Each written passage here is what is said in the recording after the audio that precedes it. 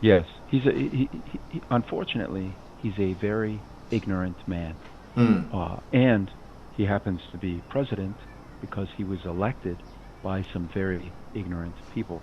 Mm. But unfortunately, he has a platform, Twitter, Yeah. and the media, where the stupid things that he says, people hear. They hear it. Now, someone like me, I'm intelligent enough to Mm-hmm. know that he's an idiot. Mm. But there are many people that, they're going to either agree or Mm. believe it. And so you do get uh, stories, news stories, where some man on a subway in New York Yeah. harasses a a Chinese man and woman because they are wearing their masks. Yeah. It's ridiculous, but this is ignorance. It's not it's not about American. It's Mm. about ignorant person. Right. So you have to, when you look at a country, you want to separate. No one can look at China and say, everyone is good, everyone is bad, everyone is smart, everyone Mm. is stupid. That's very ignorant, right? Right. Same thing in America. If you look and say, oh, everyone must love their president. Mm. Not really. No, many tens of millions, more than 100 million do not. Mm. But and you might think, well, wow, is everyone attacking Mm-hmm. people who are Chinese or who look Chinese? No. Many Americans are smart enough to know that this virus, it's not from a specific country. It Mm-hmm. could have happened here. Yeah. It could have happened in Australia. Mm. It happened in China, Mm. but it's just a Virus virus. doesn't have the nationality. Virus is just a virus everywhere, That's right. ubiquitous. That's right. That's right. That's like saying dirt has a nationality. No, it's dirt. But uh, so if what I would say here in the U.S., the cities tend to be, not always, but tend to be more understanding Mm. because they are more diverse. Right. You are likely to find people from China and Japan and Turkey and Austria in big cities. Right. The little towns tend to be mostly European Right. and mostly white Mm-hmm. and mostly ignorant. They're gonna. By the way, if any Americans are watching this, I'm right. You're right. Yes. Yes. Uh, I would gladly mm. have them come on so that I can question them about their community. So, Uh, shall we move so to anyway, the next slide or not? yes, Yeah. yes, the Yeah. taxation. Yeah. Uh, So, taxes in the U.S. are based on your income, mhm. and the what you do is you pay your tax, Mhm. and then every year you fill out paperwork, your tax forms, and the government decides if you get some of that money back Mhm. from the government. So if you pay $10,000 in tax, maybe you get none. Maybe you get 1,000 back. We call it a refund. Yeah. Here I have one question. I have one question. Sure. We know, like Bill Gates and Warren Buffett, these very Hmm. rich people, a lot of them donate most of their treasures or their money to a lot of money to other places. Yeah, even so, do you think really these rich people are so generous, or what's the reason? Why Uh, the rich people in America would like to donate their money to some church or some organizations? Okay, tell I me. think so. Not all rich people, right? It's Mm-hmm. some. But I think as we get older, what happens? When you're young, when you're 20, when you're 30, you're thinking about babies, houses, cars, Yeah. bank account. As you get older, you realize it's about people. It's Right. about family. It's about relationships. It's about trying to do something good in the world. Yeah. And some people, just like us, Yeah. some billionaire like Bill Gates Mm-hmm. decides, he wakes up one day and he says, I want to do better. Right. And he takes vast amounts of money, Mm-hmm. billions of dollars, and puts it into clean water, Right. clean air, Yes. toilets, sanitation in countries like Africa, Yeah. fighting disease like coronavirus. So I think that just like any person of any part of society, wealthy, poor, as we get older, some of us care more about each other. Right. And that's important. Without people like that, if we only care about ourselves all Yeah. the time, that would make a terrible society. That's not society. That's a bunch of people who only care about themselves. Yes. As long as they are rich enough and they gradually they become more capable and more ambitious and also want to contribute to the whole society, even the earth, the globe more. Yeah, they want to contribute more. Yeah, their visions, their missions also different from when they are still poor or young. When they become adults, they have very capable, have a lot of money.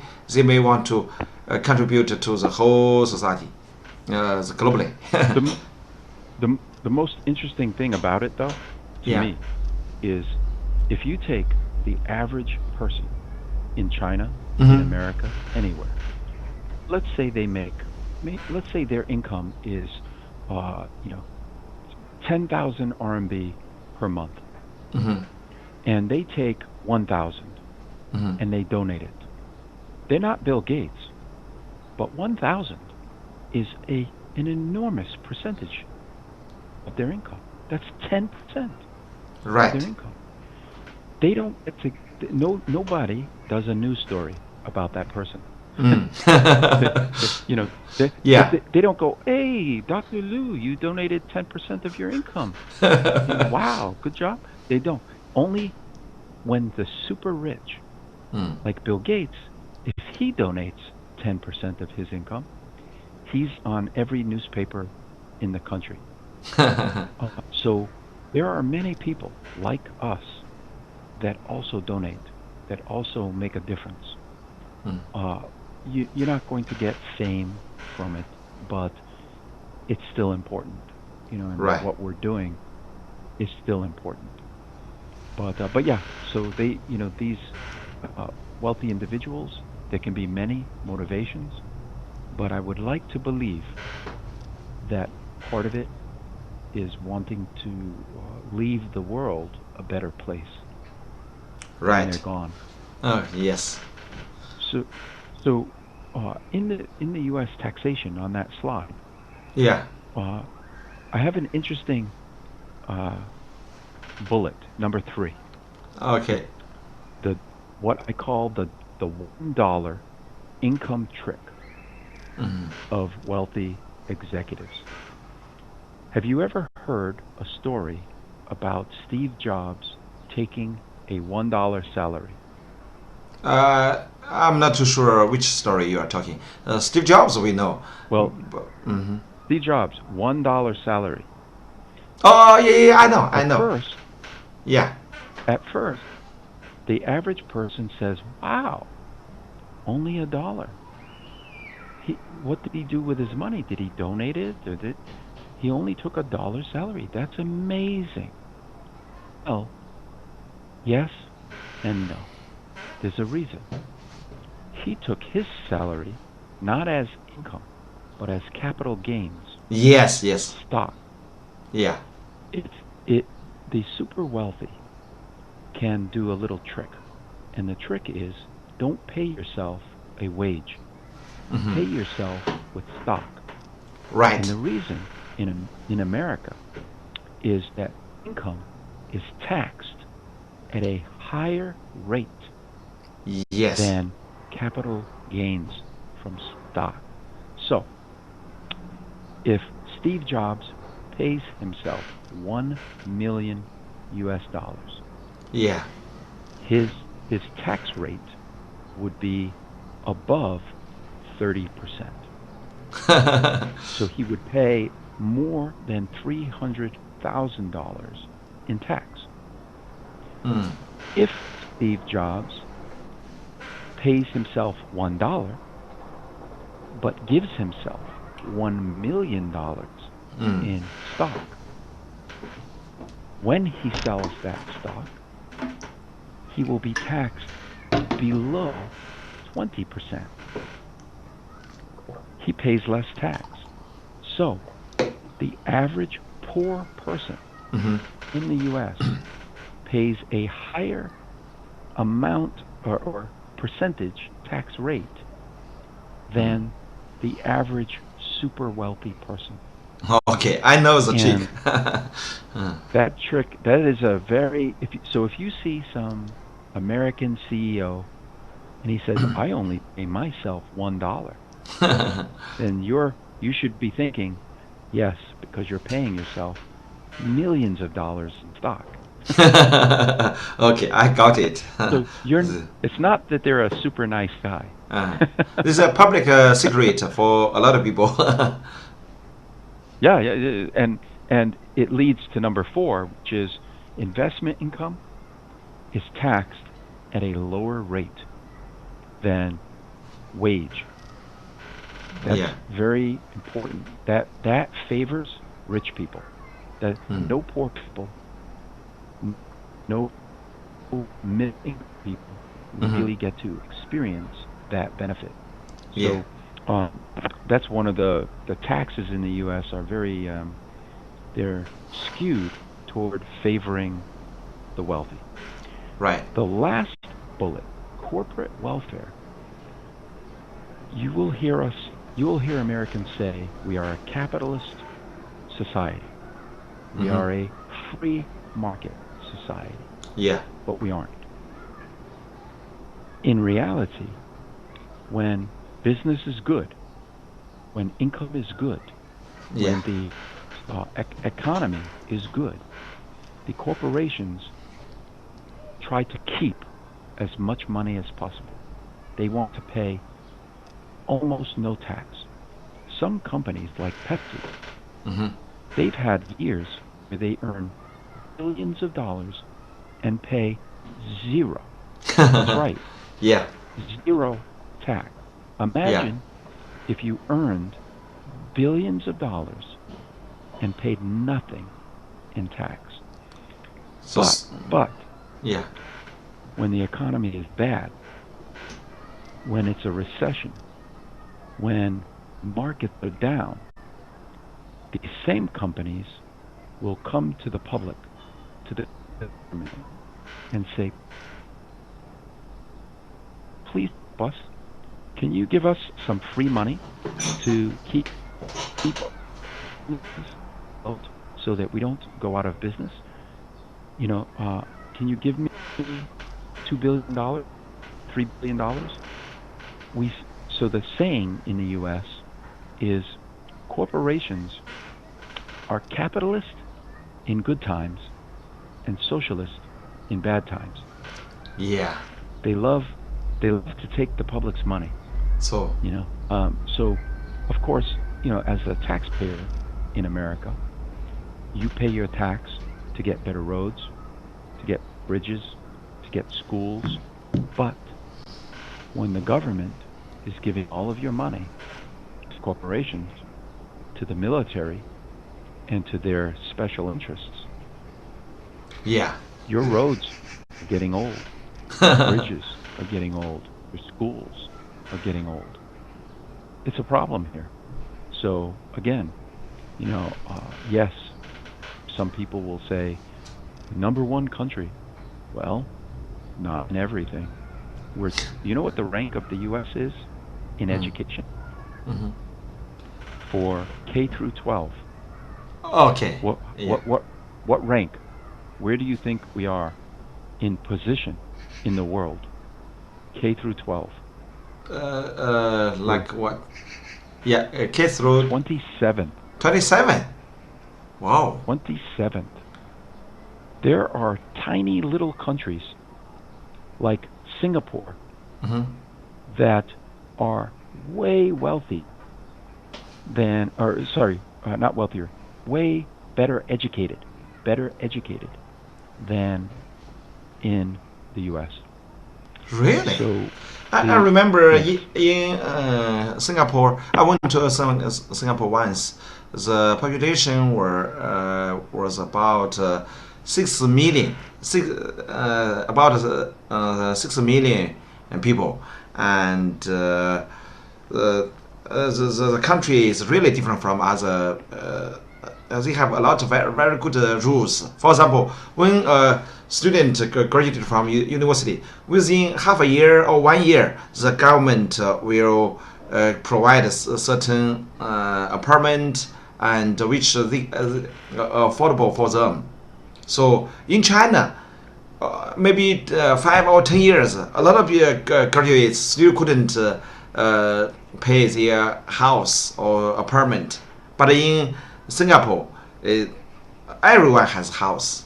Just within half a year or a whole year after graduation, they are capable to pay to afford the price of the house. And think about how small Singapore is.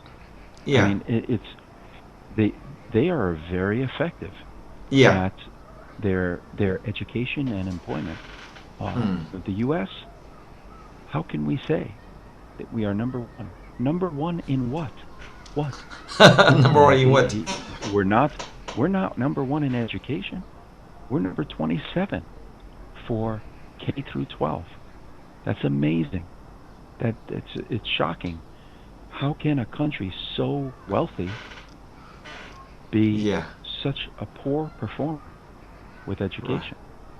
So, it's yes. And by the way, yes, you can find, if you moved here and you're wealthy and you want to find a neighborhood with a top school, you can. You can. It costs a lot, but you can find it.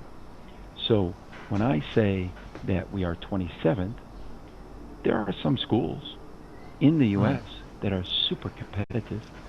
They do as well as the best schools in the world, but that is not the average school.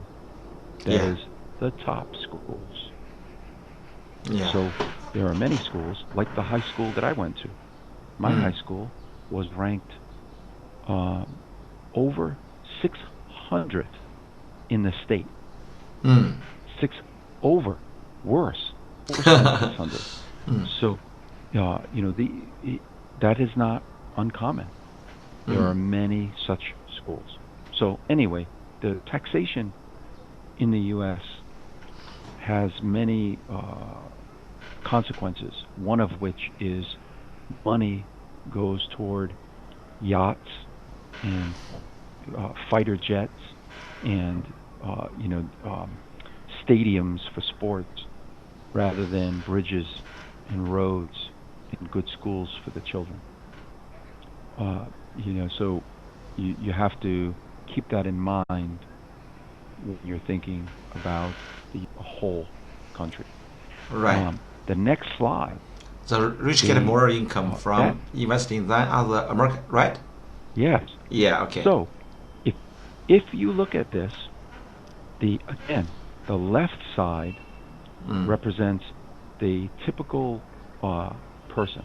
The median.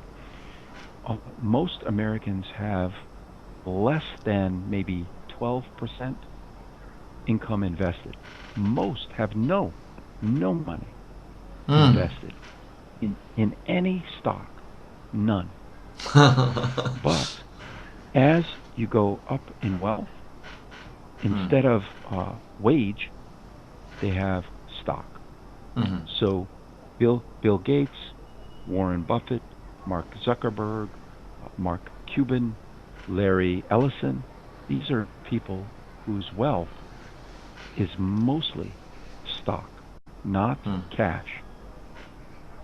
And of course, they get the tax benefits of that. In the next slide, you will see the size of paychecks, your wage from your employer. In that slide, you can see that the bottom 90%, the bottom 90% of Americans get a teeny tiny wage. Yes, almost none. Compared, if you look at the green bar, it's not even a bar. It looks like a pancake. Yeah. Very little. It's flat. And notice that it hasn't changed since the 1970s. The poor have remained very poor since the 1970s. Our standard of living in the United States has not changed for the lower income. Has not changed since I was born. It's a long time. But if you look at the red bar, you can see that in the 1970s, it wasn't great, but it was more reasonable. It exploded since President Reagan in the 1980s. He created so many benefits for the rich that graph is the result. Ever since, the equality gap between rich and poor has been enormous, and we have not recovered. And I couldn't tell you the next 20 years. I don't think it will change. I think it will actually get worse. Get worse, and the gap will become wider and wider. Wider until there's a revolt. Until the average citizen gets so angry that they rise up, like they did back in the 1920s, like they did in the 1700s against the British. Eventually, the citizens, everyday people, they will be at their breaking point.